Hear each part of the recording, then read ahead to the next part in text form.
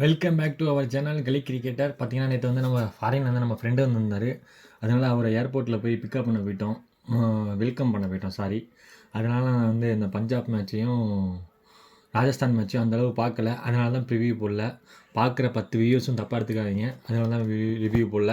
But match எங்கே போச்சு அப்படின்னு பார்த்தீங்கன்னா, ஜெய்ஸ்வாலும் சஞ்சு சாம்சனும் எப்போதும் போல எப்போதும் போல இல்லை, நல்ல ஸ்டார்டிங் கொடுத்துட்டாங்க.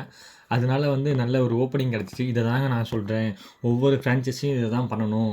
ஃபஸ்ட்டு கேம் எடுத்துகிட்டு போகணும் 10 ஓவருக்கு, அதை தான் பண்ணாங்க. பட் ஸ்ரேயஸ் ஐயர் இந்த தடவை கொஞ்சம் ஓவராக ஃபஸ்ட் ஓவரில் ட்ரை பண்ணிட்டாரோ அப்படின்னு நான் நினைக்கிறேன். ஏன்னா அவர் போல்டாலலாம் மேட்சே மாறி இருக்கும்னு நான் நினைக்கிறேன். நேஹல் வதேரா வேறு லெவலில் பேட்டிங் ஆடினாருங்க.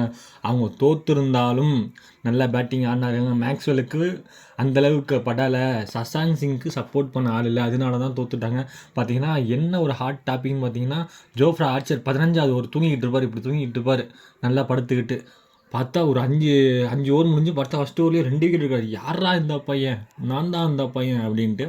என்னை பொறுத்து இந்த மேன் ஆஃப் த மேட்ச் வந்து நான் ஜெய்ஸ்வாலுக்கும் வேறு ஆர்ச்சர் கொடுக்கலாமா அப்படின்னு பார்த்தா நான் ஜெய்ஸ்வாலுக்கு தான் கொடுப்பேன். ஏன்னா நல்லா ஸ்டார்டிங் கொடுத்தது அவங்க, அதனால தான் அவங்க கொஞ்சம் ஃப்ரீயாக பவுலிங் போட முடிஞ்சிச்சு.